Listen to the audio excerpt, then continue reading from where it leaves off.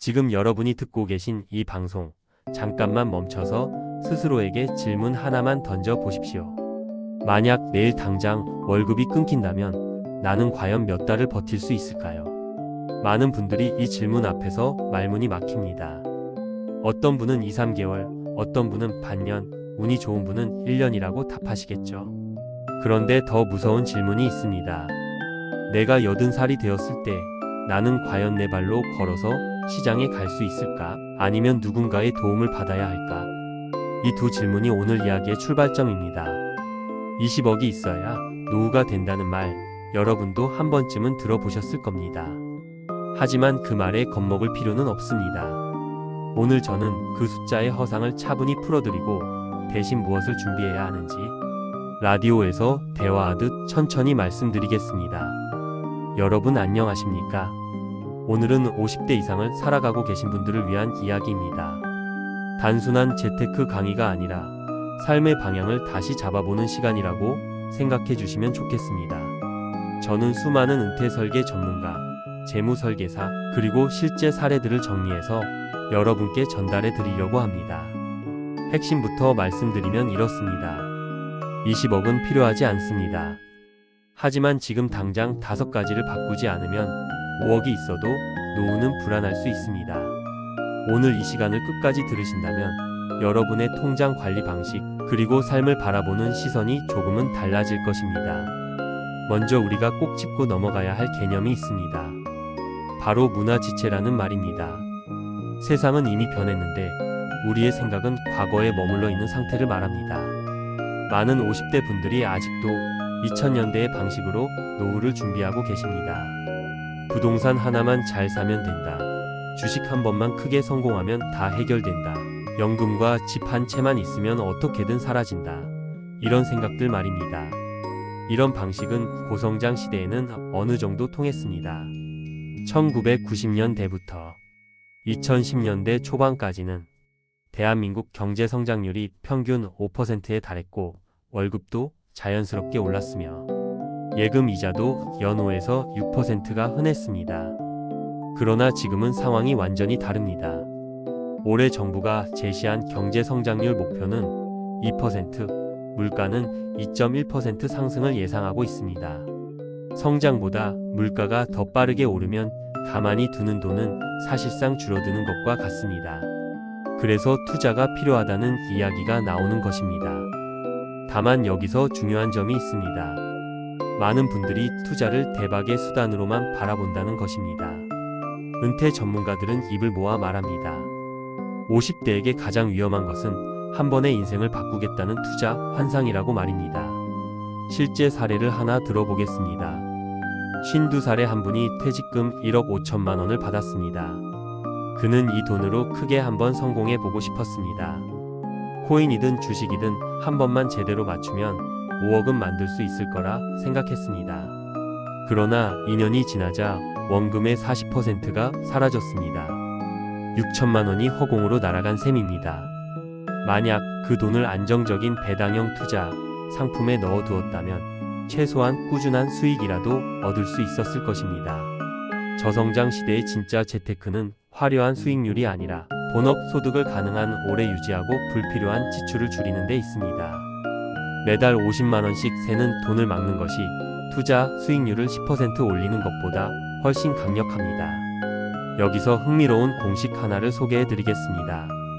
일본의 노년학자들이 만든 0.7의 법칙입니다.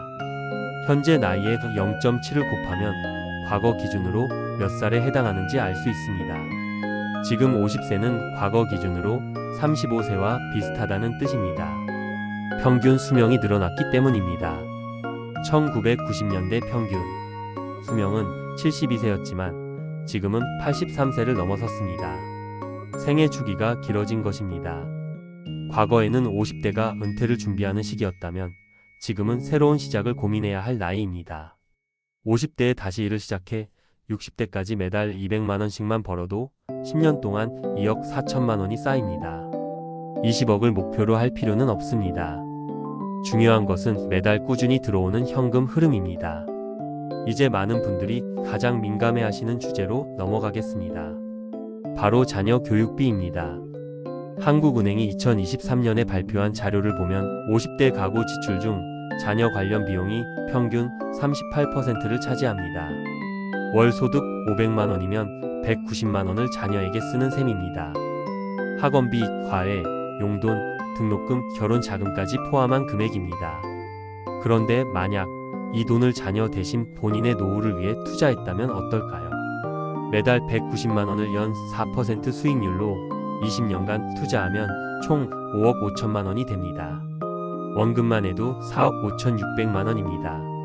하지만 많은 부모님들은 이 돈을 모두 자녀에게 쓰고 본인 노후는 국민연금에만 의존하려 합니다. 어떤 분들은 이렇게 생각하실지도 모릅니다. 내가 자식에게 덜 주면 나쁜 부모가 되는 것 아니냐고 말입니다. 그러나 전문가들은 정반대라고 말합니다. 진짜 나쁜 부모는 자녀에게 모든 것을 쏟아붓고 정작 본인 노후를 준비하지 않아 자녀에게 짐이 되는 부모입니다. 실제 사례를 하나 보겠습니다. 54살의 한 가장은 아들 의대 등록금으로 매년 1,500만 원, 딸 학원비로 매달 200만 원을 썼습니다.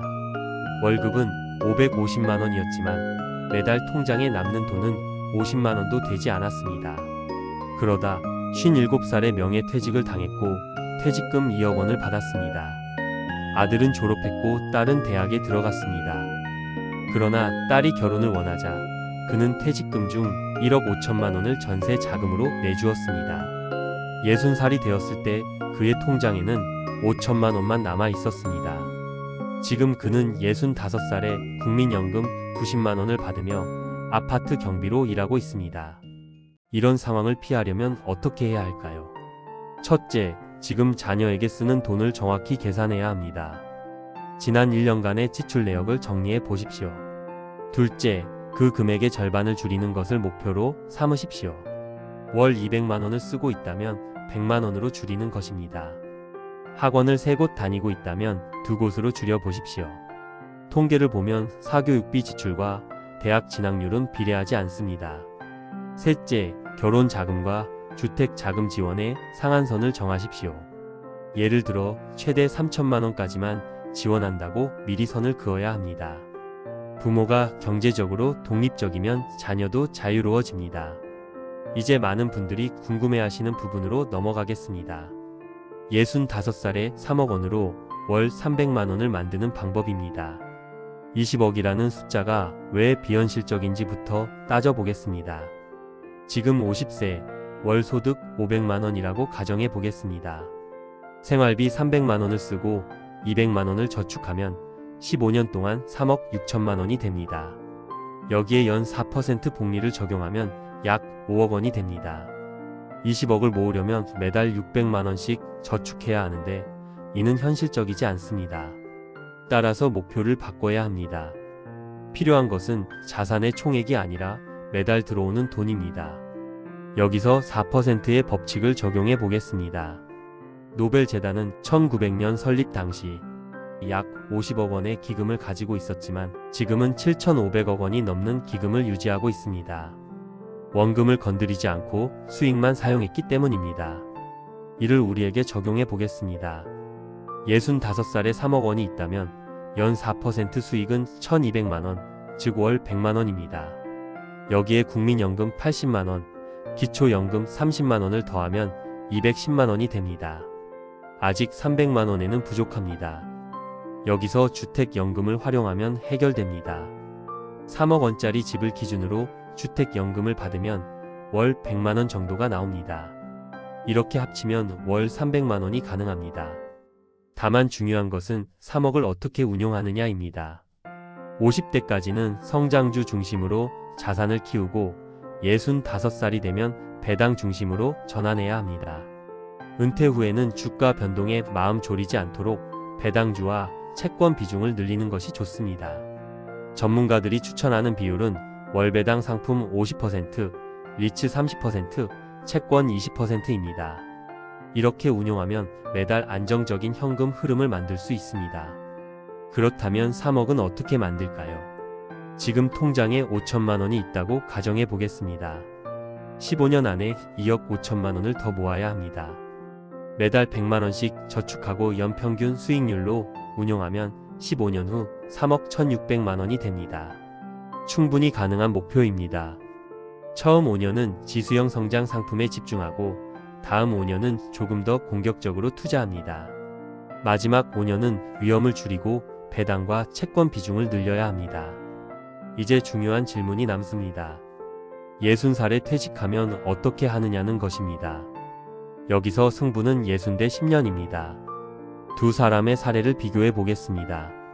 한 사람은 60살부터 연금을 받으며 쉬었고 다른 한 사람은 주 3일만 일하며 소득을 유지했습니다. 10년 후 결과는 완전히 달랐습니다. 일한 사람은 자산이 크게 늘었고 연금도 더 많이 받게 되었습니다. 반면 쉬었던 사람은 자산이 줄어들고 연금도 적었습니다. 이것이 인출지연의 힘입니다.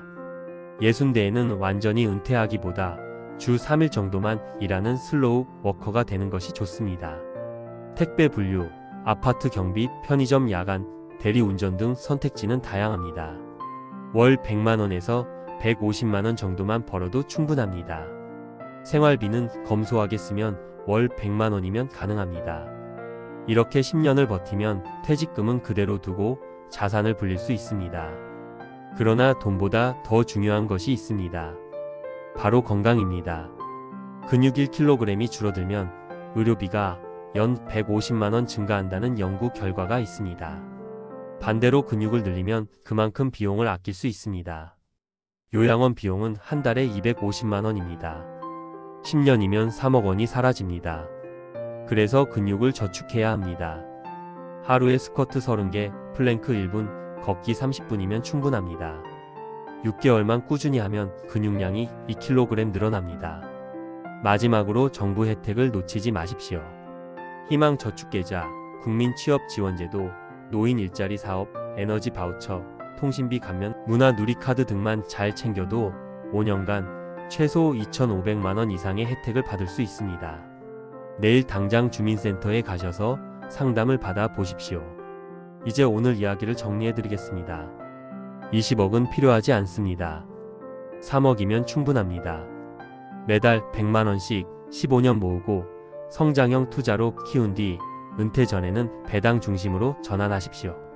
60대 10년은 꼭 일하며 버티시고 퇴직금은 건드리지 마십시오.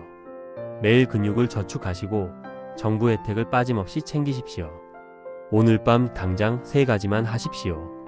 첫째, 현재 자산과 지출을 정확히 계산해 보십시오. 둘째, 내일 아침 스쿼트 10개부터 시작하십시오. 셋째, 모레 주민센터에 가서 받을 수 있는 혜택을 모두 확인하십시오. 이 3가지만 지켜도 여러분의 노후는 분명 달라질 것입니다. 지금 50세라면 아직 늦지 않았습니다. 과거 기준으로 35세입니다.